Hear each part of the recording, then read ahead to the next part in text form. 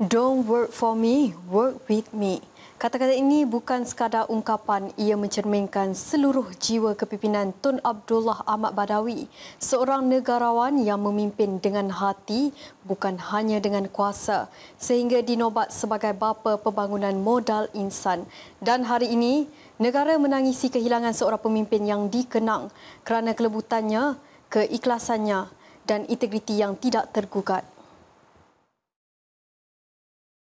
Seperti insan lain, beliau tidak lari daripada cabaran di mana ketika gelombang ketidakpuasan melanda pasca 2008, Pak Lah memilih untuk berundur dengan tenang, tanpa drama, tanpa amarah. Keputusannya menyerahkan tampuk kuasa dengan penuh hikmah adalah bukti kematangan beliau sebagai pemimpin negarawan. Dikenali sebagai Pak Lah oleh rakyat Malaysia, beliau berkhidmat sebagai Perdana Menteri kelima dari 2003 hingga 2009, menggantikan Tun Dr. Mahathir Mohamad dalam transisi yang penuh harapan. Dalam pilihan raya umum 2004, mandat besar rakyat membuktikan betapa Malaysia percaya kepada visinya, iaitu Malaysia yang bersatu, progresif dan adil. Antara sumbangan beliau kepada negara termasuklah inisiatif pembangunan seperti koridor ekonomi wilayah, dilancarkan bagi mendapatkan jurang pembangunan antara wilayah dan menjana peluang ekonomi di kawasan luar bandar. Dengan pendekatan sederhana berteraskan prinsip Islam Hadari,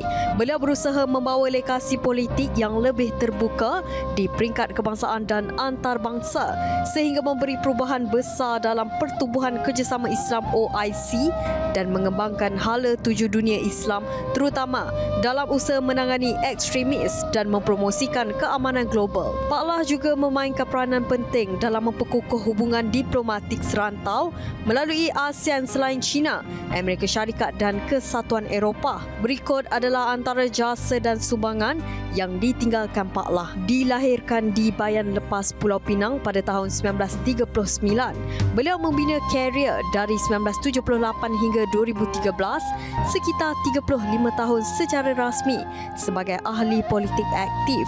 Namun penlibatannya dalam kerajaan dan dasar bermula sejak 1965, menjadikan keseluruhan hampir 50 tahun dalam perkhidmatan awam dan politik. Kesihatan beliau mula merosot sejak 2022 akibat demensia, namun semangat beliau tetap hidup dalam ingatan rakyat Malaysia.